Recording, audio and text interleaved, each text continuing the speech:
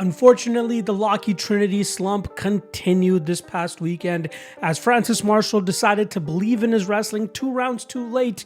We saw how easy it was for him in that third round, and I was expecting that from the jump. Unfortunately, he just did not have that confidence within him to close that distance effectively enough, but we saw when he did believe in himself in that third round, it came a lot easier as I expected it to, but that was not meant to be. Lucindo obviously did her thing, and Bobby Green's fight ended up going to a no contest. Regardless, it was Francis Marshall in the second fight of the night who ends up ripping up the Locky Trinity ticket. We are on a bit of a slump right now, but we are looking to turn things around, and I got another one for you guys this weekend. Whether you guys want to fade or follow, completely up to you guys at this point in time. I wouldn't blame you guys if you chose to fade. I'll take it on the chin. It is all good. Before I do that, I want to quickly remind you guys that Cage Warriors 153 also goes down this weekend on Saturday afternoon, and I have all the breakdowns for every single one of those matchups on the Patreon. Link in the description below. Check it out. Make sure you guys give it a view. And Cage Warriors has been pretty damn good to your boy as of late. Not to mention cashing a plus 600 on the last card. Not sure if there's going to be one this time around, but I'm going to do my best to try to pick out those best spots for you guys so we can cash even in advance of the UFC fights that take place later that evening.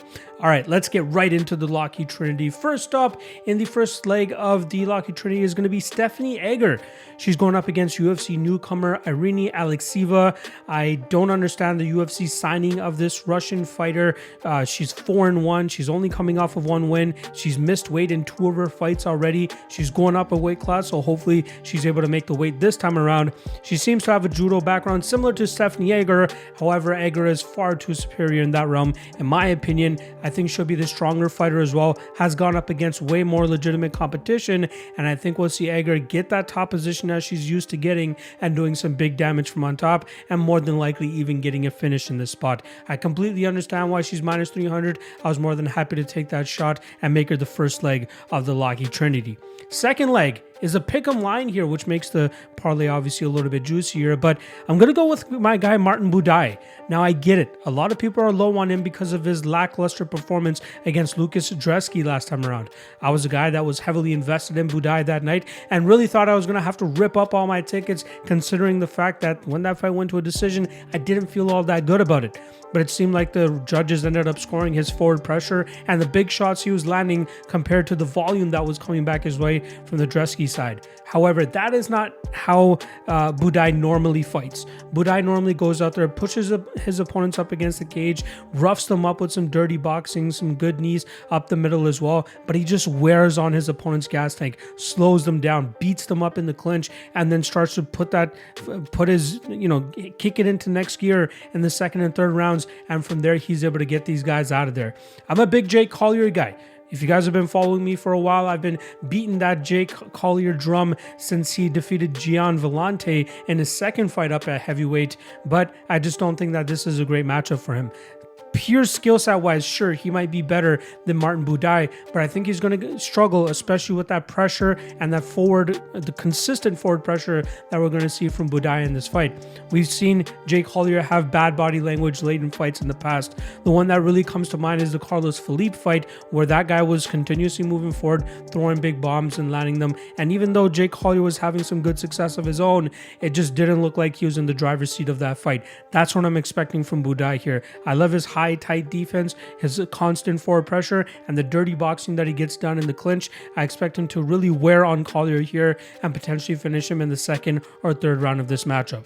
And to close out the Locky Trinity, we're going to go to the co-main event and go with the Brazilian that will have a tremendous grappling advantage over Michal Oleksiejczuk. I'm going to go with Caio Borralho.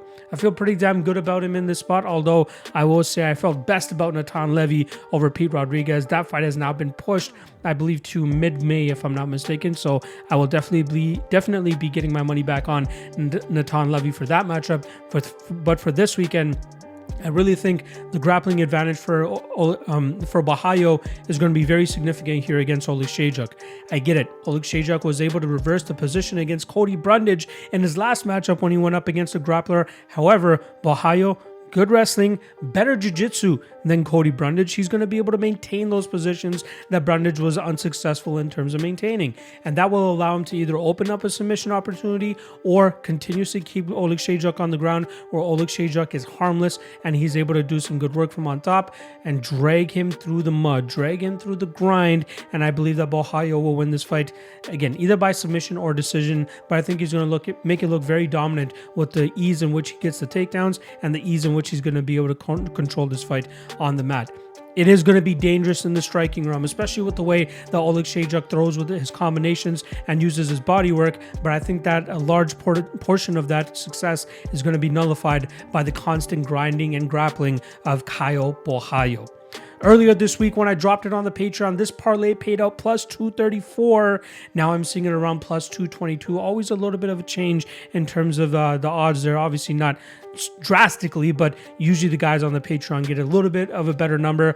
Unfortunately, over the last couple of weeks, it hasn't meant much because it hasn't been cashing, but hopefully we're able to change the tide this weekend. As of right now, you can get plus 222, but I'm going to be chalking up the record as plus 234, especially if we're able to cash the parlay this weekend. Appreciate all the love and support as always. Make sure you guys hit that like and subscribe below if you haven't already. Let me know what your Locky Trinity is. Make sure you guys drop a comment below and let me know which you would have gone with, or three-legger money line that you would have gone with.